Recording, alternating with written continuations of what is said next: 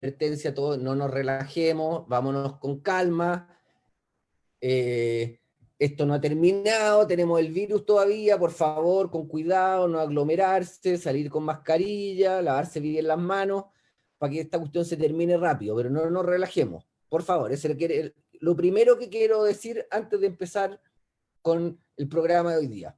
Y segundo, que es por una cosa ya personal, que la verdad que me pone nervioso cuando se pongan la mascarilla, tápense la boca y la nariz.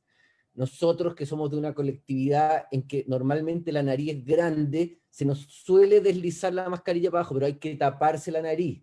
No sirve de nada taparse solo la boca. ¿Ya? Por favor, nariz y boca.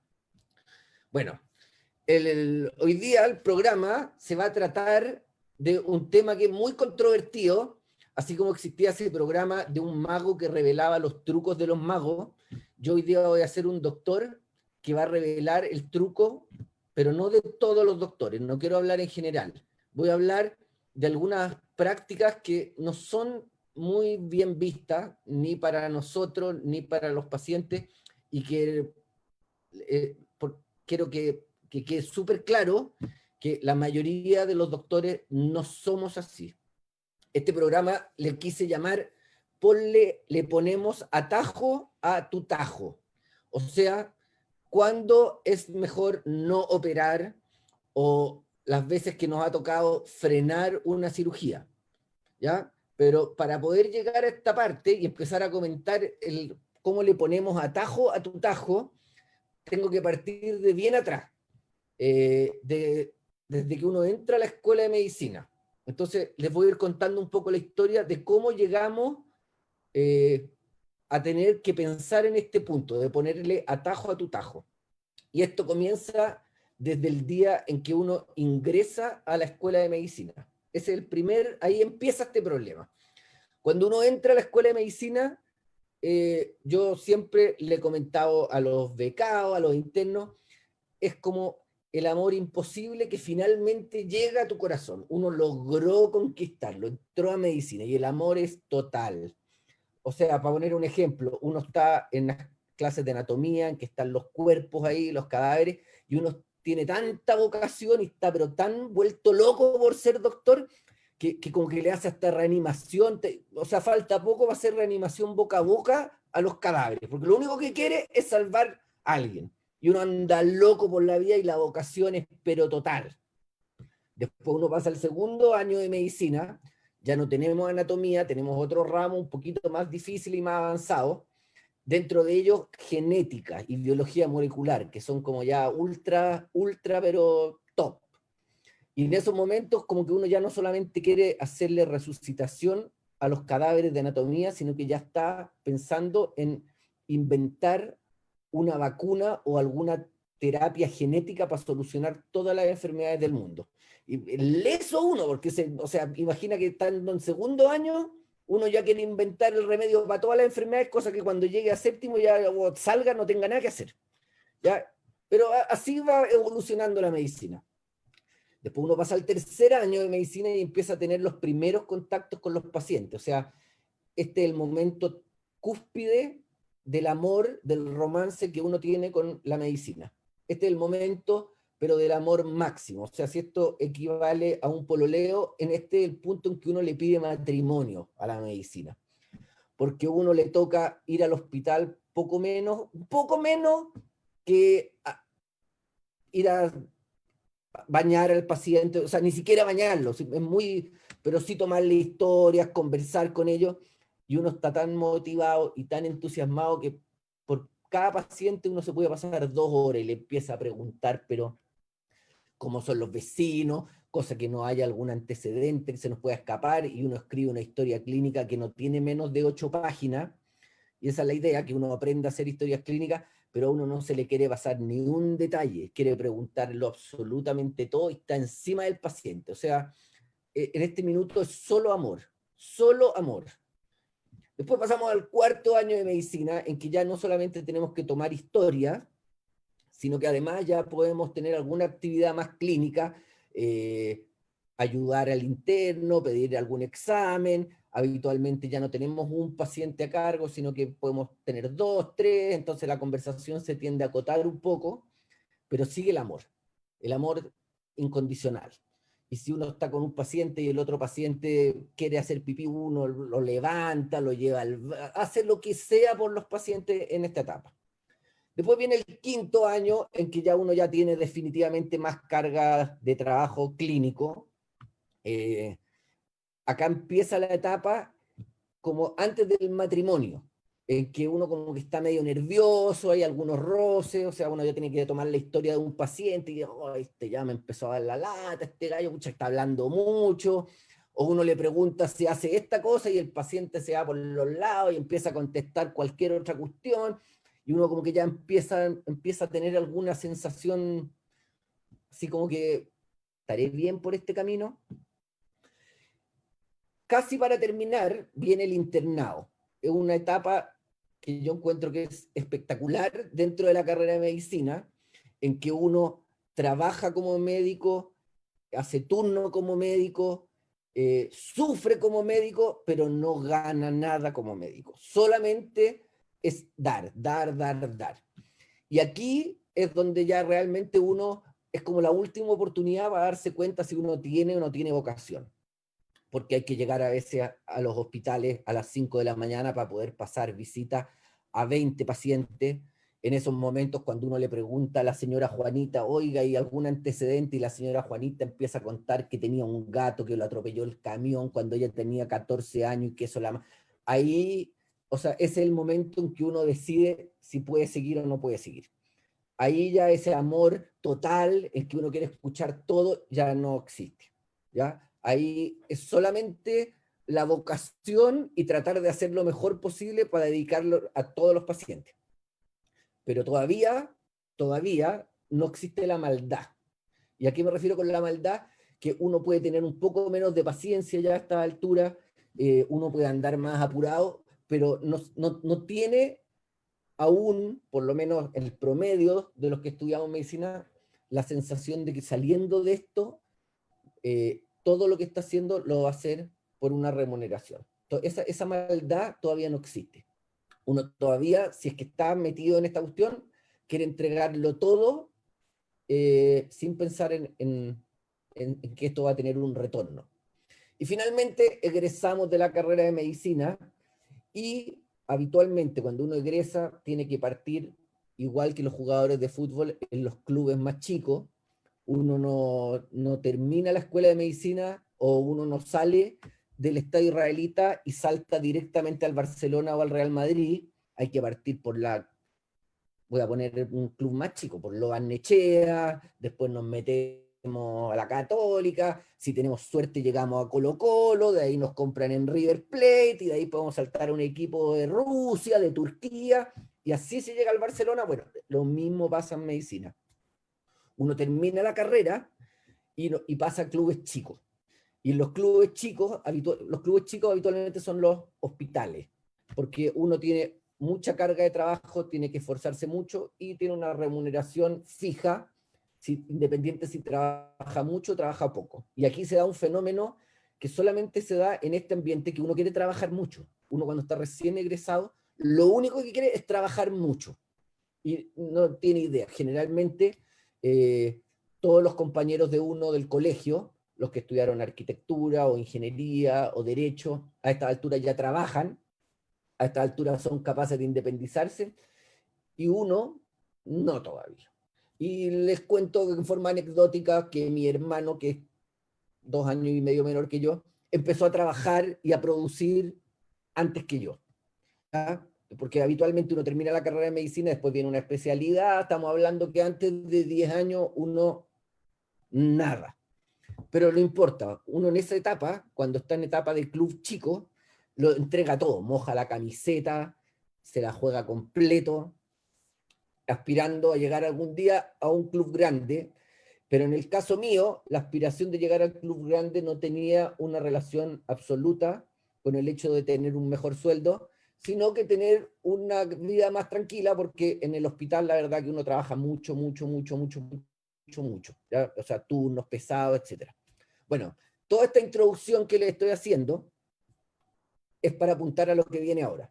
Cuando ya uno está recibido de su especialidad, empieza a trabajar, pasan algunos años, puede seguir con la misma vocación que entró, que quería resucitar a los cadáveres de anatomía, pero hay un grupo que, menor, pero que existe, así como existen abogados buenos y abogados más lulos, o existen ingenieros que hacen cosas medias turbias e ingenieros no. La medicina no está ajena a esto, somos todos humanos.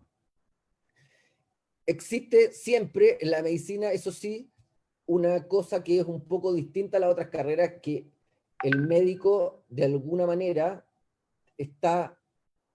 no es una relación proporcional con el paciente. Hemos visto en las noticias muchas veces que se producen abusos, qué sé yo, pero yo no quiero hablar de esas cosas tan trágicas, sino que quiero hablar de los frescolines, ¿ya?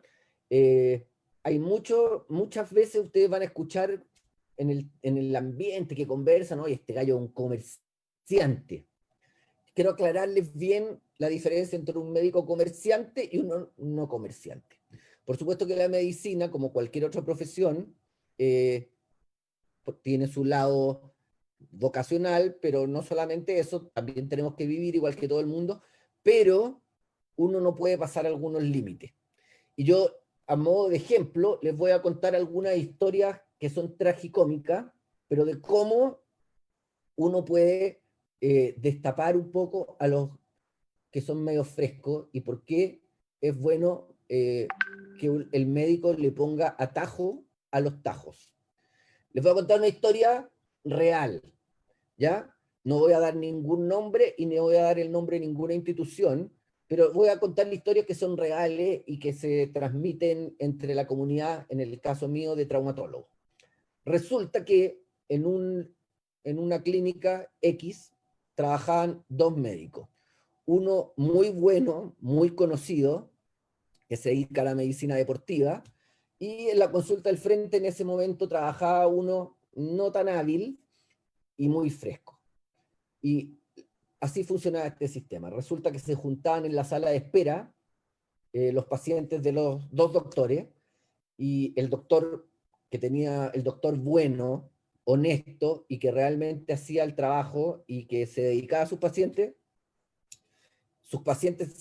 le comentaban a los de al lado, no, todavía me duele, llevo 3 semanas operada, me tuvieron que hacer el ligamento cruzado de nuevo, me rompí los meniscos, y pucha, 3 semanas, estoy con la rodilla hinchada. En cambio, el paciente del médico frescolín decía, oh, pero ¿cómo? ¿Pero cómo? A mí me operaron hace 3 días, el doctor dijo que me operó con láser, y mira, bueno, la rodilla, pero estoy como nuevo, y en 3 días, tu doctor debe ser muy penca.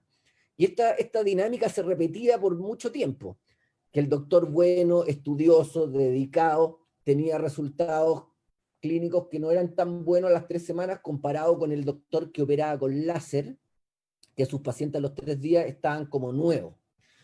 Resulta que después de una investigación y cosas, porque al final todo se sabe, el médico que operaba por láser, lo único que hacía era 2 hoyitos en la rodilla y le ponía un punto. O sea, diagnosticaba cualquier cosa, rotura de cualquier ligamento, menisco, lo que sea, hacía como que operaba, le ponía los puntitos y los pacientes andaban felices.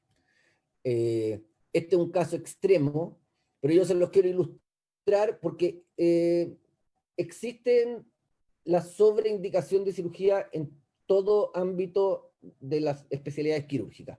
Hay una sobreindicación. Muchas veces los pacientes creen que el doctor, como opera tanto, pero tanto, es el mejor, es extraordinario, y puede que sí, puede que sea muy hábil operando, se opera mucho, pero siempre hay que tener ojo con eso. Hay un famoso traumatólogo en Estados Unidos, que tampoco voy a dar el nombre por cualquier cosa, alguno puede haber sido paciente de él, que se dedica a las artroscopías de cadera. Artroscopías de cadera. Así como se mete la camarita de televisión en la rodilla, se puede meter en la cadera. Es una técnica que es relativamente nueva y que tiene una indicación bien precisa, o sea, algunas roturas especiales en alguna estructura, que se pudiera arreglar con artroscopía. Resulta que este gallo que trabaja en Estados Unidos tiene una clínica que está dedicada exclusivamente a la artroscopía de cadera y hace aproximadamente 12 cirugías, o sea, artroscopías de cadera diarias. Uno de mis partners en la clínica Las Condes fue a hacer una estadía con él o a ver qué es lo que cómo podía tener tanta patología, a ver si podía aprender algo. Y cuando volvió, me dijo, esta cuestión no puede ser. O sea, si tú operáis 12 pacientes al día y a todos les haces exactamente lo mismo, quiere decir que podríais no hacerle nada y los pacientes andarían igual. Se inventó la artroscopía de cadera y se sobreindicó de manera violenta. Afortunadamente eso ha ido decantando porque ya se han ido haciendo los estudios que la artroscopía de cadera es un excelente instrumento para algunas patologías de cadera, pero no es para todas y todos los pacientes. Les voy a contar otra anécdota relacionada con la artroscopía de cadera. Me llegó una paciente con su niñita de 4 años para decirme, doctor, a todo esto no era de la colonia, para que no empiecen, no. 4 años la niñita y me dice, doctor, por favor, quiero que la revise, pero de pelo a la punta de los pies, porque yo no quiero que esta niñita sufra lo mismo que he sufrido yo. Digo, ¿qué has sufrido tú? Ah, no, dice, mis caderas. Ha sido un suplicio mis caderas. Y yo no quiero que mi hija pase por eso. Bueno, examinamos a la niñita, le tomamos una radiografía, estaba normal, y dije, ya, olvídate, no tenéis nada. Pero me quedó para la bala pasada, y le dije, a ver, pero ¿por qué tanto sufrimiento en tus caderas? ¿Qué te pasó? Dice, no, lo que pasa es que yo estaba con una molestia, fui a un doctor, me pidió una radiografía y me dijo que tenía que operarme la cadera inmediatamente, porque si no me la operaba, iba a tener artrosis en el futuro y iban a tener que poner una prótesis. Y dije, bueno, ¿y qué decidiste? No, aproveché y le dije que me operaran las 2 caderas. Le dije, ¿pero te dolían las 2? No, me dolía una, pero con la radiografía era obvio que me iba a doler la otra. Entonces, acá viene la pregunta buena. Le dije, bueno, ¿y cuál ha sido tu experiencia después de la cirugía? Y me dice, a ver, pero mi experiencia físicamente hablando o psicológicamente. Y dije, chuta, psicológicamente el artroscopio se lo habrán metido hasta el cerebro que tiene una opinión psicológica y una física para el resultado. Dice, mira, físicamente estoy igual, sigo con el mismo dolor, pero psicológicamente estoy súper tranquila porque sé que no voy a tener artrosis. Cáchense eso, po. No, po, esa cosa está mal. Ya claramente esa paciente no tenía necesidad de operarse, no tenía necesidad. Todo el mundo, por el hecho de caminar en 2 patas, va a tener algún dolor, alguna molestia, algún problema en algún momento de la vida. Y yo lo digo mitad en broma y mitad en serio. Si me está viendo mi amigo Dani Cazorla, se lo digo cada vez que tiene un problema, que los seres humanos, cuando fueron concebidos, duraban 35 años, pero cuando mucho, así el que era pero tatarabuelo tenía 40 y hasta ahí no más llegábamos. O sea, el cuerpo duraba 40 años, nos moríamos de otras cosas, nos comían las bestias, de infecciones, que sí, pero a los 40 años, y uno llegaba a los 40 años impecable. Pero ahora se nos ocurre vivir, y ahora tenemos penicilina, y tenemos otros antibióticos y antivirales, y tenemos cirujanos. Entonces ahora nuestra vida se prolongó, pero en forma casi ilimitada. Pero el cuerpo sigue durando 40 años, y esto se los digo a todos, para que estén tranquilos, para que no digan, oye, ¿qué me pasará? Después de los 40 empiezan los achaques, y eso es cierto, porque el cuerpo, ya después de 40 años, no, todavía no hemos evolucionado para acostumbrarnos a eso. Duele la espalda, duele la rodilla, duele las caderas, duelen los pies, duele la espalda, etc. Es normal tener dolores, y no por tener dolores vamos a tener que ir a operarnos. Y les voy a dar ejemplos bien concretos de esta cuestión. Por favor, que no se me olvide hablar de los runners. El tema de los runners es un capítulo, pero aparte dentro de la traumatología. Pero, por ejemplo, cuando se inventó el escáner, cuando se empezó a aplicar la tomografía computada a los pacientes que tenían dolor de espalda, se empezó a identificar la aparición de las hernias del disco, las hernias del núcleo pulposo. Y se empezó a achacar a esta hernia la causa del dolor lumbar. A todo esto les cuento que el dolor lumbar, después de las infecciones respiratorias, es la segunda causa, o sea, es la causa más importante de ausentismo laboral y de necesidad de licencia. O sea, el dolor lumbar va, ¿ya? El que no ha tenido nunca un lumbago, solo espere, ¿ya? Así como todos hemos tenido un cuadro respiratorio, vamos a tener un lumbago. Pero no por tener un lumbago nos tenemos que operar. Bueno, lo que les contaba, que se empezaron a hacer escáner en forma así a todos los pacientes, y muchos de ellos tenían imágenes sugerentes de una hernia y se operaban la hernia. Y con la esperanza que se operaran la hernia, que se iban a mejorar. Resulta que después ya de varios años que han pasado de todo esto, sabemos que un 30 a un 40% de la población que anda caminando por ahí tiene una hernia en la columna y no le produce síntomas. O sea, lo que uno tiene que operar es al paciente y no el examen. Ya lo mismo, pasó ya hace muy poco con las caderas.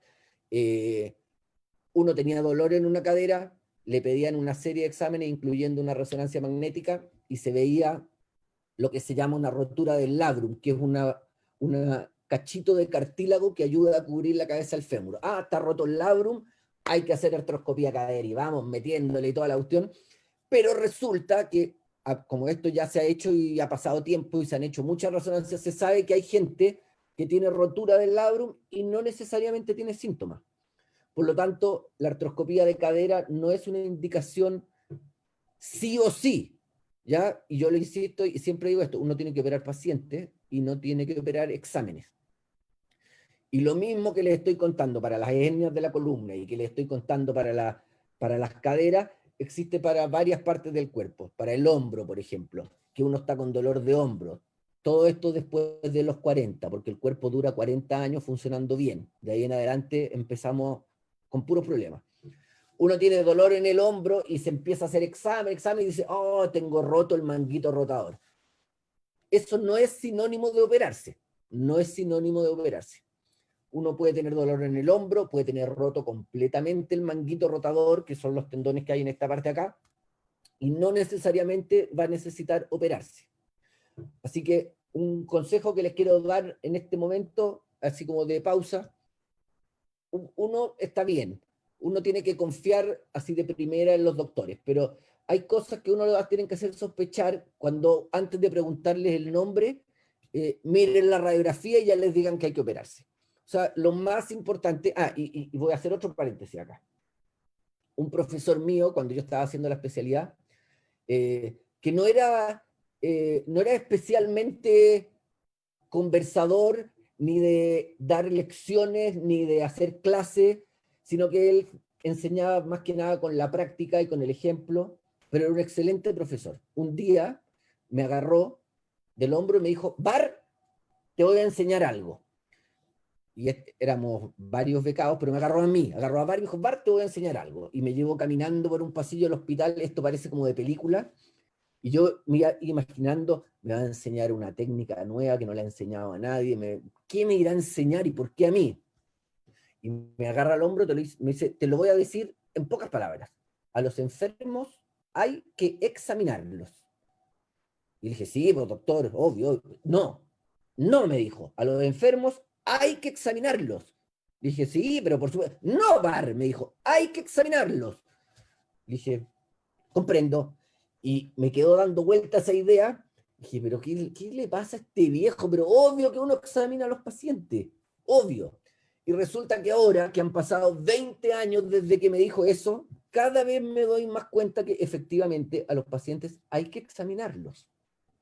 Uno no puede tomar ninguna decisión quirúrgica sin examinar al paciente.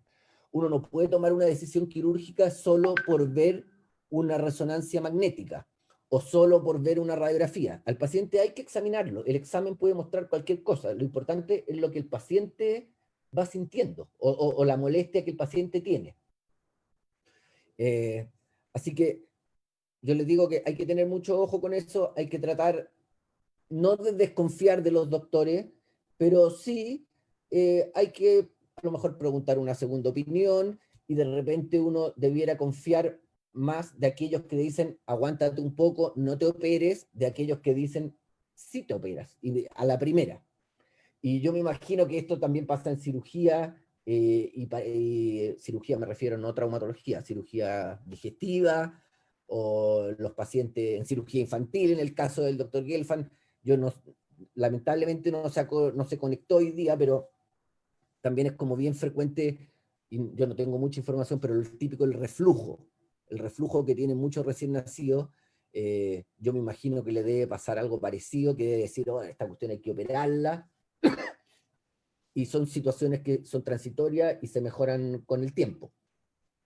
Eh, Les puedo contar otras historias que son ya un poco más macabras, pero no por ello poco divertidas. Les voy a contar otra historia, real, porque esto fue otro partner mío que le sucedió. Resulta que llegó una señora, esta paciente era adulta, con un dolor terrible en el muslo que le pasó haciendo un deporte, sintió como un pinchazo. Entonces el doctor le mandó, mi doctor, el doctor amigo mío, le mandó a hacer una ecografía, y la ecografía se mostraba que había un desgarro como de 1 centímetro en el cuádriceps. Un desgarro es cuando el músculo se raja, por decirlo de alguna manera, ¿ya? Y por supuesto que es muy doloroso, y además se produce un hematoma local, se inflama, los pacientes se sienten como bien invalidados por eso, pero incluso los futbolistas o los deportistas de alto rendimiento, un desgarro puede mejorar solo sin necesidad de hacer nada. Esta paciente no se quedó contenta con esto porque ella estaba convencida que había que hacerle algo. Entonces fue a otro médico de otra institución, y el otro médico de la otra institución vio la ecografía y le dijo, no, esto hay que operarlo. Y la señora quedó feliz, entonces se hizo operar, no sé qué le habrán hecho en la cirugía, la verdad, y después de la cirugía, un par de meses, fue a reclamarle a mi amigo, a la clínica, porque él había considerado que no había que hacerle nada, siendo que realmente era una condición que requería cirugía y que efectivamente había sido operada. Y mi amigo, que no insistan y ni pregunten por Facebook, pero que no tenía ningún empacho, y de hecho estaba bastante molesto porque él había actuado de la mejor fe y estaba quedando como chaleco mono frente al otro que actuó de la peor fe y estaba quedando como héroe. Entonces, frente a la paciente, llama por teléfono con el altavoz, le dice, hola, mira, te habla el doctor tanto, te estoy llamando porque vimos una paciente en común que tenía un desgarrito en el cuádriceps, ¿qué te pareció? Ah, sí, esto me lo contó mi amigo. Y por el teléfono, sí, sí, esa señora, oye, más lo que lesiosa, y que al final, para que no me lesiera más, le puse 2 puntos y listo, y le dije que se había mejorado. Y mi amigo agarra el teléfono y le hace así como a la paciente, ¿cachaste? ¿Cachaste? Colgó el teléfono y se despidió de la paciente. Extraordinaria la historia del punto de vista de la venganza. Terrible del punto de vista ético-médico. ¿Ya? A mí, en mi especialidad, también me toca con bastante frecuencia lidiar con este problema de la indicación quirúrgica eh, inmediata o absolutamente necesaria. Yo le toqué un poco el tema de las condiciones que tienen los niños y que van cambiando con el tiempo y que habitualmente mejoran solas, sin necesidad de tener que operar, pero muchas veces me vienen a preguntar como una segunda opinión, porque ya tienen el pabellón tomado, o sea, en otra institución ya tienen pedidos listos, están listos para operar, y para uno es un poco desagradable, pero en el fondo moralmente correcto tener que decirle, mira, yo no operaría a este niño de 3 años por pie plano. Incluso a veces uno conoce al doctor de la otra institución o del otro lugar que hizo la recomendación, y uno se siente un poco mal, pero si hay algo que uno aprendió durante, o sea, desde la etapa de pololeo con la medicina, pasando por el compromiso en tercer año, es que acá lo central son los pacientes, ¿ya? Si uno hace una buena medicina, si uno hace una medicina o una cirugía ética y moralmente correcta, no necesita estar haciendo esto. O sea, uno hace su trabajo, hace lo mejor que puede, y la parte económica va a llegar de todas maneras, pero por una vía que corresponde. Es muy injusto y ¿cómo se llama? Es muy asimétrica la relación que a veces se produce entre un doctor que recomienda una cirugía y el paciente. El paciente no tiene por qué saber todas estas cosas, no tiene por qué saber qué alternativas tiene, y es muy susceptible. Y es un poco parecido a los casos de abuso en la iglesia o de abusos que han habido también en la medicina. Por eso yo les quiero un poco llamar la atención, eh, y no decirles que desconfíen, pero tienen que ser criteriosos. Es raro que a uno en una primera consulta, a menos que sea una cosa evidente, ¿me entienden? O sea, si un niño me llega con una malformación congénita terrible, claro, yo no le voy a decir, mira, esperemos que esto se va a corregir solo. Pero sí hay condiciones que son susceptibles de corregirse en forma espontánea, que no necesitan cirugía, y que uno lo que tiene que hacer es ir tranquilizando a los pacientes, controlarlos. Nunca es tarde para tomar la decisión de una cirugía si es necesaria. Así que hay que tener calma. No hay que fiarse por el hecho de que este gallo opera todos los días 40 cirugías de un tipo. Eso, o sea, técnicamente lo hace una persona muy hábil, pero es, como diría Bombo Fica, es sospechoso. Es sospechoso. Eh, Perdón. Quería ver si hay alguna pregunta. No sé, Jessy, si han mandado alguna pregunta. ¿No hay? No, no hay Sigan, pregunta. ya, sigan preguntas, me avisan, porque no tengo abierto el Facebook. Danica, ¿Ya? son la pregunta a los runners. ¿Verdad? Los runners. ¿Verdad? Es que lo había dejado aparte, ya. Los runners. Este es un capítulo aparte, ¿ya? Los runners son pacientes que hay que tratarlos, no lo quiero decir en manera peyorativa, ni nada, no se lo tomen a mal los runners, y yo igual los quiero a los runners, ¿ya? Pero el runner, y lo digo en español, el corredor, tiene un problema en la cabeza, ¿ya? Se los voy a explicar, pero el runner tiene una enfermedad, así como el alcohólico o el drogadicto. El runner es adicto al dolor, al sufrimiento, y es adicto a la consulta traumatológica, pero a diferencia de los otros pacientes, no sigue las recomendaciones. Típico, típico. Yo no veo adultos, pero tengo muchos amigos, y tengo amigos runners, ¿ya? Que se levantan a las 6 de la mañana para salir a trotar, y resulta que cuando llegan 2 semanas empiezan que me duele la rodilla, que qué puedo hacer, que la cuestión.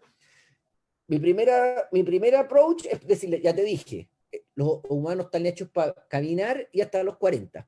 Después de eso, olvídate de andar corriendo. O sea, el cuerpo humano se ha ido adaptando con la evolución para andar en bicicleta, para andar en auto, para andar no sé, en avión. Ya no tenemos la necesidad de estar corriendo todo el día. O sea, es una cosa fisiológica y evolutiva. Yo entiendo que en la prehistoria los hombres tuvieran que correr para cazar los animales y para comer, o que tuvieran que arrancar del enemigo, y eso lo hiciera muy buenos atletas.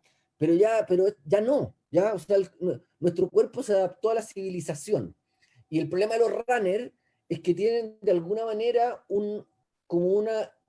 como que vuelven a la prehistoria, y corren y corren y corren y corren, porque sí, y llegan con dolor de talones, y uno le dice, mira, yo te recomendaría que parís un poco. No, no, no, no, no, no, no. Yo si no puedo parar porque me estoy preparando para la maratón de no sé qué. Pero es que si no te va a seguir doliendo. Ah, ya, bueno, ya. Y ese mismo runner, después de las 2 semanas, sabéis que ya los talones no los soporto, pero ya caché que no hay nada que hacer, pero sabéis que me duelen también las rodillas. Y dice, oye, pero bájale un poco, o sea, bájate el pony, tranquilito, dale un poco de respiro a tu cuerpo, mira que ya no tenemos 12 años, tenemos 40. No, no, no, es que el entrenamiento está muy firme. La cosa es que no existe, bueno, hay otro grupo, subgrupo de pacientes que es muy frustrante de tratar, pero el runner es una cosa terrible. Al runner no hay cómo convencerlo que se cambie a la bicicleta. O sea, y tenemos incluso un subgrupo de runners que son los triatletas. Entonces, esos no están contentos con reventarse tobillo, rodilla, cadera corriendo, sino que además están en la bicicleta. Y si todavía les queda energía, están en la piscina. Y esos gallos son unos enfermos. Son enfermos, necesitan sentir dolor y necesitan sentir sufrimiento.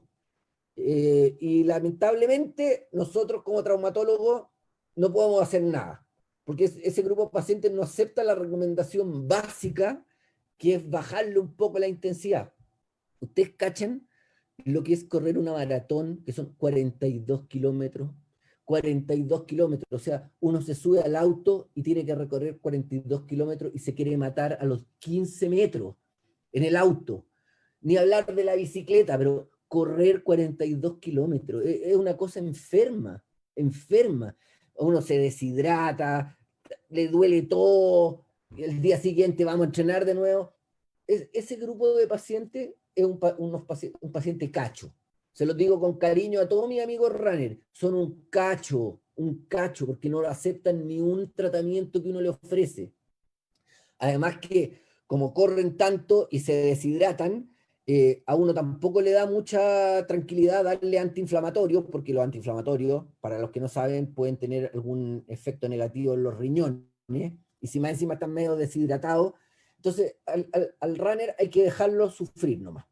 ¿Ya? Y cuando viene a la consulta uno le hace un poquito de cariño aquí, le dice, sí, ya, tranquilo, algún día se te va a pasar, ese es el runner.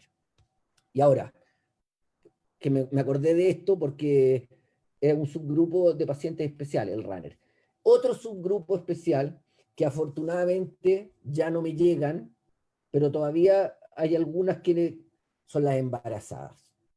Las embarazadas son un paquete de problemas traumatológicos y ortopédicos concentrados que habitualmente duran 8 meses en esa condición y en las cuales uno no tiene, ahí sí que no tienen nada que ofrecer. Porque uno le quiere dar antiinflamatorio, no se le puede dar antiinflamatorio porque la guagua adentro le puede hacer mal. Oye, y si te mando un poco al kinesiólogo, no, tampoco se puede hacer kinesiterapia porque los ejercicios pueden ser muy bruscos, el ultrasonido se transmite a través de la placenta. Bueno, ¿y qué pasa si te doy reposo? No, tampoco puedo hacer reposo porque ya me voy a tomar el... Las embarazadas son el máximo cacho, máximo cacho. Y el problema es que tienen dolor de todas partes. Les duele la columna, especialmente la región lumbar, les duele la parte anterior de la pelvis, porque en la medida que va creciendo el feto, los huesos de la pelvis se van tratando de expandir un poco, o sea, hacen como pudalgia y no le podemos hacer nada. En las manos les da síndrome del túnel del carpo, que se le empiezan a dormir los dedos, habitualmente por el edema, la retención del líquido que produce, nada que hacer. Hacen unas tendinitis terribles aquí en el dedo gordo, que se llama tendinitis de Decker-Vein, nada que ofrecerle. Así que si este programa lo están viendo todas mis amigas, o las amigas de mi amiga y que pretenden quedar embarazadas, sépanlo, les va a doler algo. Y también sépanlo, no vayan al traumatólogo porque no hay nada que se haya inventado todavía para darle más allá del paracetamol. ¿Ya? Cuando vayan a su control con su ginecólogo, aprovechen que le haga la receta para el paracetamol de inmediato porque lo van a necesitar sí o sí, en algún momento. ¿Ya? Pero no vayan al traumatólogo, van a perder tiempo, plata, más encima están todas doloridas, van a tener que trasladarse y lo más que va a hacer el traumatólogo por usted es darle paracetamol. Cualquier otra cosa es empezar a meterse en terrenos medio peligrosos. ¿Ya? Runners, si van al traumatólogo, háganle caso al doctor. Lo dudo, eso no creo que pase. Y las embarazadas ni siquiera vayan al traumatólogo. Pregúntenle todo a la obstetra. Yo les recomiendo al doctor Maguenzo, al doctor Giloff, a ellos les pueden preguntar todas las cosas que quieran de todos los dolores que tengan, pero el traumatólogo no tenemos nada que ofrecerles, chiquillas, no tenemos, paracetamol, es lo único. ¿Ya? Y bueno, creo que este programa no me quedan más temas hoy día. No sé si podemos abrir así que alguien quiera hacer una pregunta, un comentario, porque la verdad que como esperaba pimponear un poco con mi amigo Miguelito Gelfand, agoté mis temas de hoy. Me encantaría que me hicieran alguna pregunta, un comentario, alguna cosa, para hacerlo más interactivo. ¿Qué pasó, Jessy? No, estamos perfectos. Lo que pasa es que estamos llegando a la hora y tenemos otro programa, tú sabes, en Ah, horario. Así que para que te vayas despidiendo y dejes invitado para la otra semana. perfecto. Bueno, aquí desde de la Estación Espacial Internacional, como pueden ver, hoy día me invitaron a hacer el programa desde allá. Los dejo invitados para el próximo jueves. Esto no para. Vamos a seguir hablando cabezas de pescado todos los jueves a las 8. Esto no va a parar. Este programa va a seguir y cuando termine la cuarentena y se abra el estadio, va a seguir este programa. Y si no es en el AIM TV, tendrá que ser en el canal 13. Ahí vamos a hablar con Marcelo Hilsenrath, pero tonteras se hablan los jueves a las 8 siempre. Así que muchas gracias a los auditores de siempre y nos vemos la próxima semana. Que tengan una buena semana.